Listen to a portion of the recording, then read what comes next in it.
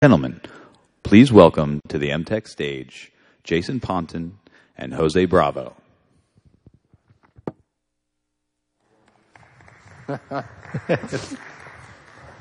Welcome back to our webcast, where we will continue the conversation about the future of energy with Jose Bravo of Shell. So, perhaps I'm going to take questions from the live webcast audience as long as I can. We have until 12:45, so please continue to send in your questions to me. So one question comes from Hans, which is it basically philosophically possible for an oil-based energy company like Shell to truly embrace alternative energy strategies and convert their energies to producing these, or is there essentially a fundamental conflict of interest? That's a very good question, and as an employee of an energy company, it's something that I think about a lot. I don't think there's a conflict of interest at all. We are in the business of providing energy solutions to customers, okay? And when we do that, we have to stay with what those energy solutions need to be. So it is part of our business. It's part of our way of operating. Another side of that question that comes a lot is, why would Shell, as an oil company, be interested in efficiency?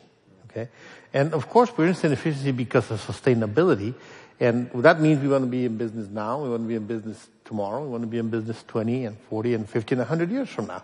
So managing that whole thing is our core. So I would say no. Alternative technologies, alternative energy technologies, or energy sources are something we actively seek, we embrace, and we will make them part of our business, because that's what we do, provide energy to customers. Jose has a backup question, which is perhaps a little bit more pointed. He says, would you favor the continuation of fossil fuels as energy sources as long as the profit motive from them was still viable? It's the whole sustainability question, okay? I mean, fossil fuels are with us. They have been with us.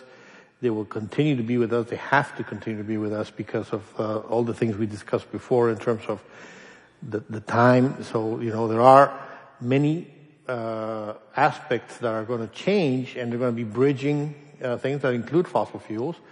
So as long as we can be responsible and operate them in a sustainable way, they are something we would continue to use. Profit is just part of the sustainability question. It has to be the overall sustainability question for us to continue. So Jorge asks you to drill down a little bit, if that's the appropriate phrase, on what are the main directions of Shell's research on the future of energy. So if it's true you're looking into less well-known energy sources, what are those directions that you're particularly excited by? We have a portfolio of R&D that tries to span from the short term to all the way to the very long term, okay? So we see energy sources that are becoming available in less conventional oil, more difficult oil. So we have R&D efforts in how to exploit those in a sustainable manner. Of course, the whole issue of natural gas, which is, as you said before in the previous panel, the clearest, most obvious bridging strategy and short-term to mid-term future of energy. We have longer-term R&D work going on in biofuels, which is what we see as an integral mix of the future. And we're also exploring concepts around, really off-the-wall things. Methane hydrates. We're talking a little bit about, delving into. We have had a pass in solar. We continue to look at a little bit. Of course, we have a good presence in wind. So we're fanning the whole strategy. One of the things we're looking at recently that is interesting is this issue of CO2 recycle. Can we take the CO2 and instead of looking at it as an emission that you sequester, could you re-energize the CO2 using a renewable source of energy and pump energy back into the carbon so that you can reuse that carbon and establish what we call a carbon capture and recycle system as opposed to sequestration. So that those things are on our radar screen. Michael would like to hear a bit more about Shale's initiatives using cellulosic biomass. Where are you with that? And when might it become a serious addition to Shale fuels? Our efforts in cellulosic biomass cover basically two separate kind of paths. One is a biological path of converting cellulose into ethanol, and the other one is more of the thermochemical route. So we have project work in both areas. It includes some enzymatic work, and we have some joint ventures in the area. So it is difficult. It's still a technology that is in its early stages. We have working in the lab. How long is it going to take for it to be a commercial product? It's longer than I would like. I think it's going to be in the 10-year horizon, I would say. And then the second part of the question is significant. What does significant mean? I mean, it's going to be there. We see it as something that we have to continue to address. And it has one very interesting component, is it can be viewed as the use of the waste from food crops that's one of the questions we had. into the conversion to fuels. Okay, so that's the thing that is very interesting to us, is that it is not a competitive issue with food crops, or it's not the alternative to food crops. It's actually, can you marry food crops and then use the waste for fuels? In the sugarcane industry, our joint venture in Brazil, they power the whole production of ethanol and sugar refining by burning the sugarcane bagasse, which is the byproduct. So there you are using an integrated system. That concept can be transported to all other types of biofuels as well. We have a question from the live audience. Yes, I wanted to ask about, let me rephrase this. The whole industry has been all about extracting oil from Saudi Arabia, so to speak. And then you do something with it, or extracting it from the ocean. It's all something you've actually done. In the biofuels world, you're now going to be dealing with workers, agriculture, governments in a different way. How is that going to impact your current business model? Are you going to have to become like an arbitrator, a mentor? Are you going to have to be investing? Are you going to be involved in ways that you probably don't know? You're going to be like a mini little government within your corporation. Is that a possibility? Do you see that coming down the road? And if so, what would happen? We can spend days debating your question, but let me put it to you this way. There is a discussion that happens within the company around how much upstream do we go with this biofuels thing. So we have looked at the issue of biofuels. We started looking at it largely from the product perspective. Okay, what products do we need to provide, and then how do you make those products? And now we're starting to look at what is the raw material of the supply chain to make those products. Okay, so at some point you start to deal, as you say, with farmers and trucking companies and grain silos and all those kinds of different things, right? Which is not our core expertise. So we need to find that line. I cannot tell you where that line is now, but there are a lot of people already there that are very good at that. Okay? And the second part of it is, the key is energy density. Okay? You don't want to be shipping bales of straw across miles of paved roads in trucks that are 90% air, 5% water, in whatever, and then you have to extract energy from that.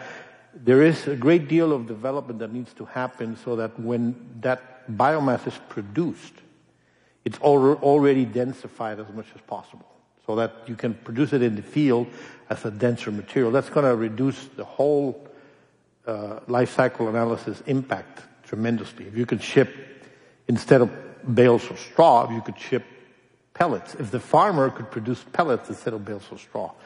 So those questions are... Yeah, no question. I guess I'm addressing, you're a major player and you're a leader, and you're setting sort of the tone for what biofuels should do and be in this global stage. That's really what I'm referring to. So that now you're really going upstream, downstream, and across stream. Yep.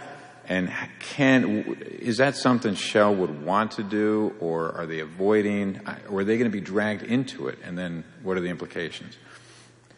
We're biting it a piece at a time. So we see that it's a whole supply chain issue. And I tell you that our R&D efforts are committed to the manufacturing and product side. The rest of it is still exploratory. Who are going to be our partners? Who would be our suppliers? Who would we be suppliers to, and so on? That's still under discussion. But we recognize that we will play a very major role in it.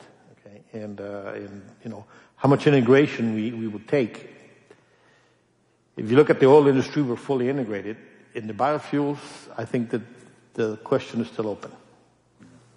A reader asks whether or not Shell is investing or interested in genuinely novel biofuels, where recombinant microorganisms are used to translate CO2 directly to a perfect biofuel, or which use microorganisms to go and transform particularly unattractive biomass into a fuel. Absolutely, we'd be interested in it. I mean, if she has, it's she, I think, huh? Yeah. If she has a good idea, let's talk about it. I mean, that kind of thing is key, especially what she talked about. That's what the whole trick of biofuels is. They use CO2 and convert it into the plants use CO2 and convert it into an energy molecule that we use, artificial photosynthesis or enhanced photosynthesis. All those things are part of our emerging technologies portfolio, and we are really in the scouting phases and in the observation phases of a lot of those things. A lot of work going on in MIT around solar fuels and things like that. Mm-hmm. That is very interesting to us. So we're prepared to talk about that at any time. We are not biochemists, and we need help there. So having these discussions with people that have ideas around that would be very helpful. There are a number of questions, and I won't read them all out, but I suppose they jump off from BP's recent misfortune in the Gulf, and there's a great deal of skepticism that the hydrocarbon industry, particularly the petroleum industry, is likely to be a real source of thinking on alternative energy. So we discussed at the beginning, but perhaps you could talk about a little bit about the public relations problem which the petroleum industry faces in convincing the broader public that you are working upon solutions. Why doesn't the public believe that?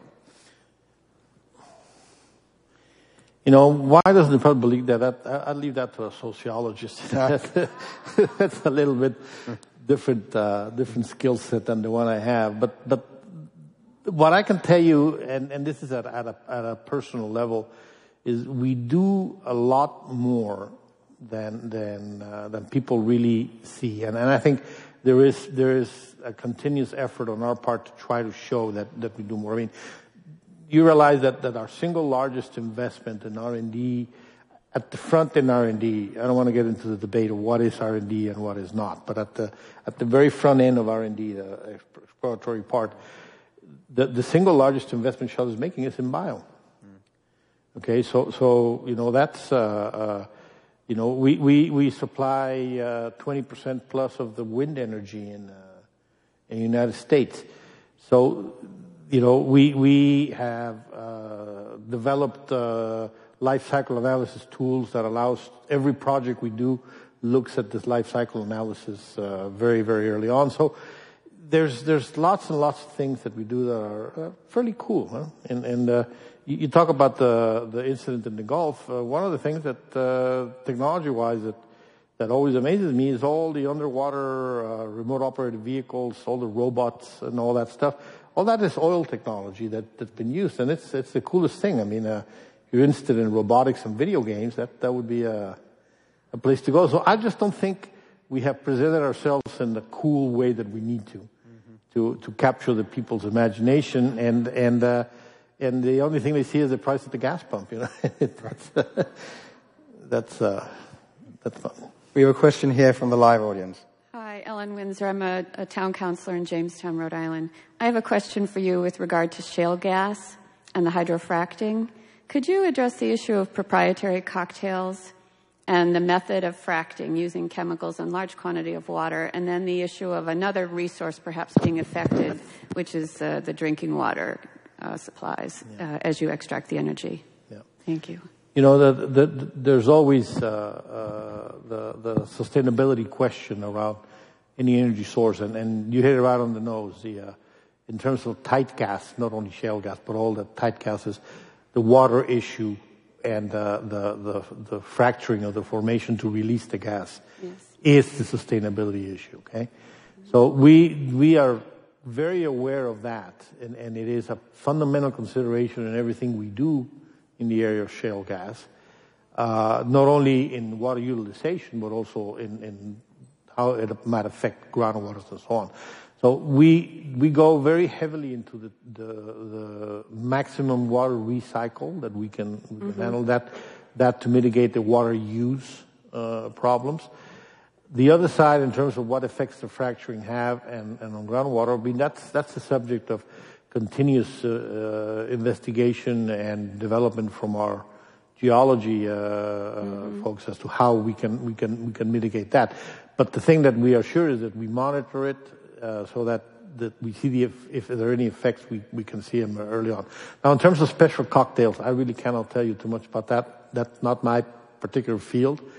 But whatever would reduce water use and preserve groundwater integrity, I think is an enhancement that we will look at.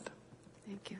David asks, what is the real future of renewable energy in the United States after the stimulus funding runs out? So he's asking essentially, to what degree are all current renewables unsustainable without subsidizing by the U.S. government?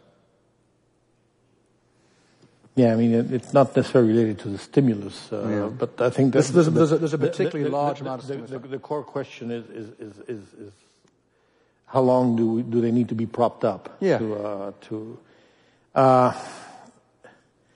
I think the market will dictate that. Okay, I mean the requirements, the utilization of biofuels and alternative energies will grow based on the market response and our ability to get the public and the producers to work together on the issue.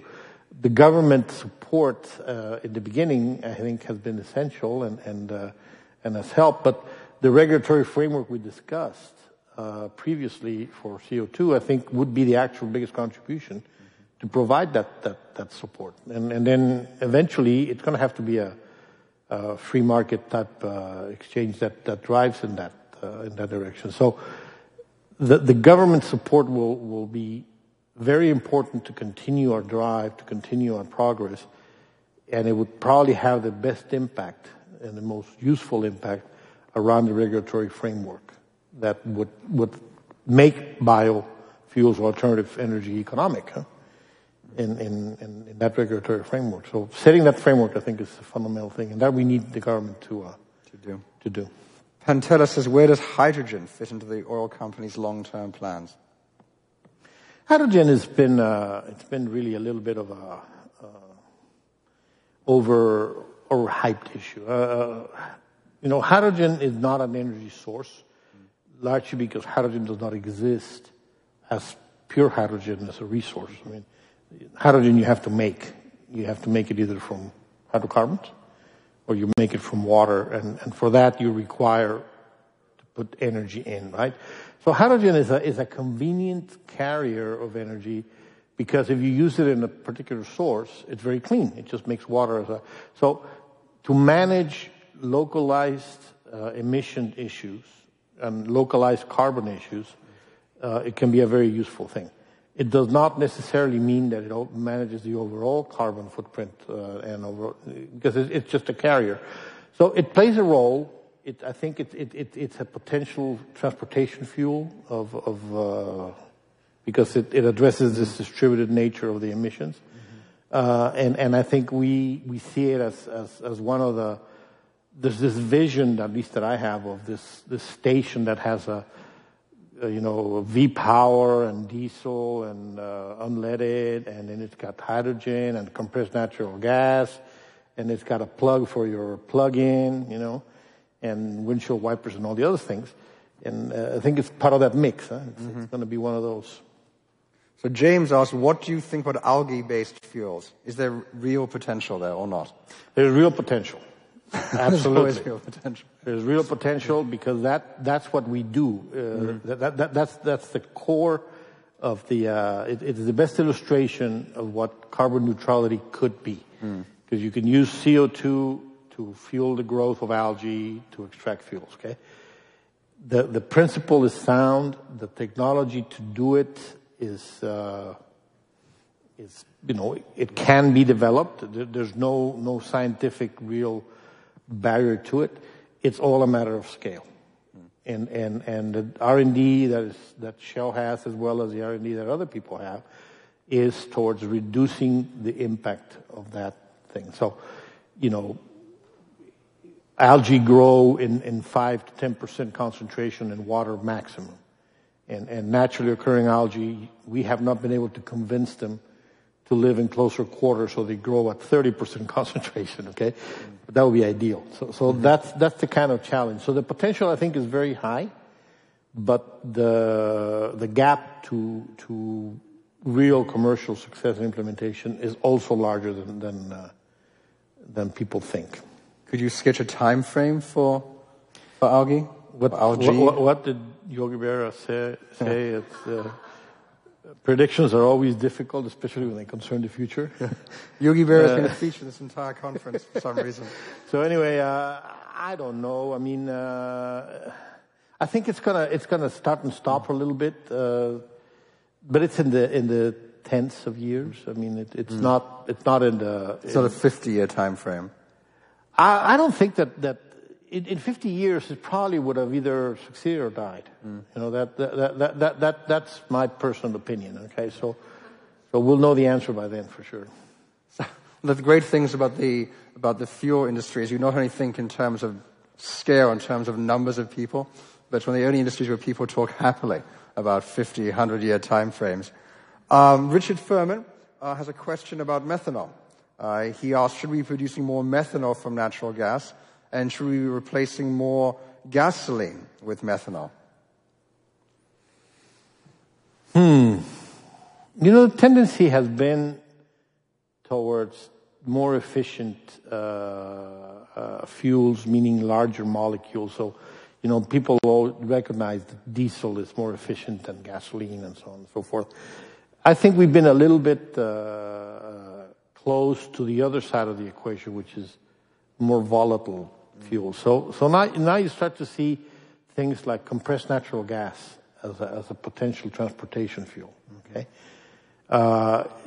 methanol would suffer by comparison with compressed natural gas because you have to do the conversion, and you add oxygen to natural gas, which takes a little bit of the energy density of natural gas out. Okay. So I think in principle there is something in the light fuels area that probably needs a better look at.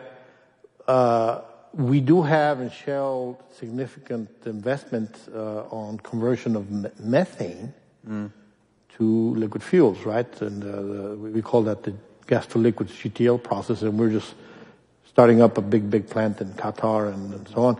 So that went from methane to very heavy.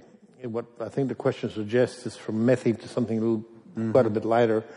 There are pros and cons with lighter fuels, and I think that with the availability of methane now, that may become a possibility. Is looking at methanol as a transportation fuel. I mean, it's well known that it's used. I mean, race cars use it, and it's a little bit dangerous, but it's, I think it's worth looking, not necessarily at methanol only, but at this lighter end stuff from natural gas.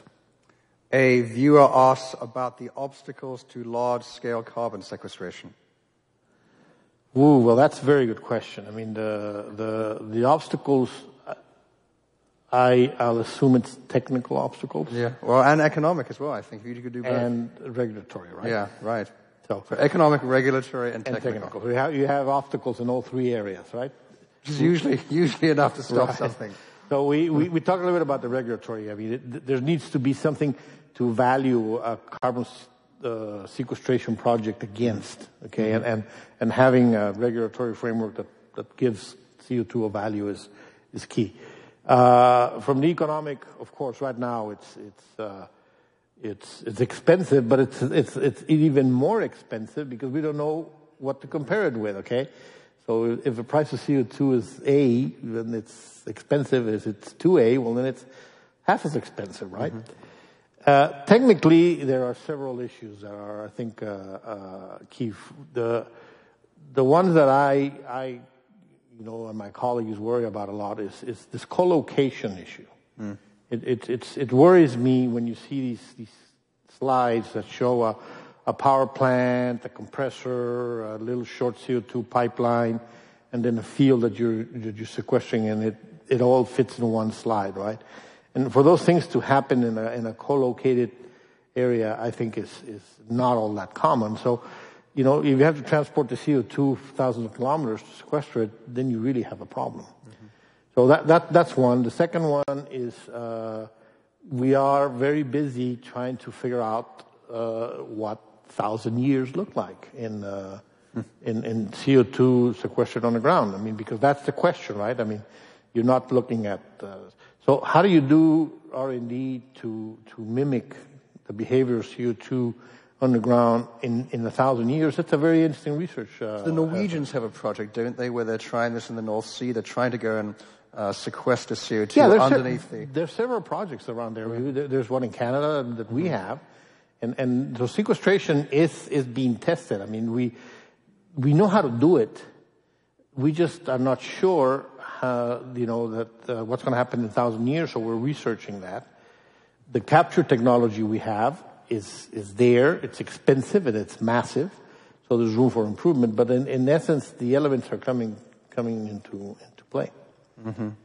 And it is something that is, it can be part of the solution. It's not going to be the silver bullet that people look for, because we're just not going to find enough pore space in the right portion to put it in. But it can be a very significant, especially for new projects. You can locate projects on that basis would be a very good thing. So I have another question about hydrogen as a storage technology, which is I have to read this out, it's going to take a while. If the oil exporting countries were encouraged to convert at least part of their production to hydrogen for export through either electrolysis or natural gas reforming, then the CO2 harmful emissions will remain closer to where they should. After all, the OPEC countries are getting paid very generously for it, so it's only fair for them to share part of the pain of pollution. So I think that's a question about what would the incentives look like to go and use hydrogen more efficiently? It's basically the same question we had before. The incentive is that hydrogen concentrates the emission of CO2 in a large facility, single large source, okay, as opposed to distributed source of 5,000 buses in the city of Boston, okay. So, I mean, I would not apply it to OPEC countries or that, but there is some merit in doing that, because you can manage the CO2 emission there. Now, what people need to realize is that it does not necessarily reduce the CO2 emission. It just puts it in a more manageable, concentrated, single large source than it does in multiple little sources. In terms of the responsibility in the end is all of us, right? So trying to say who gets paid for that, I mean, the people drive their cars, so they get the benefit of that. The people refine the oil and so on. So whatever you do, that's basically a global issue. No? So hydrogen will be important, particularly to manage local emissions in transport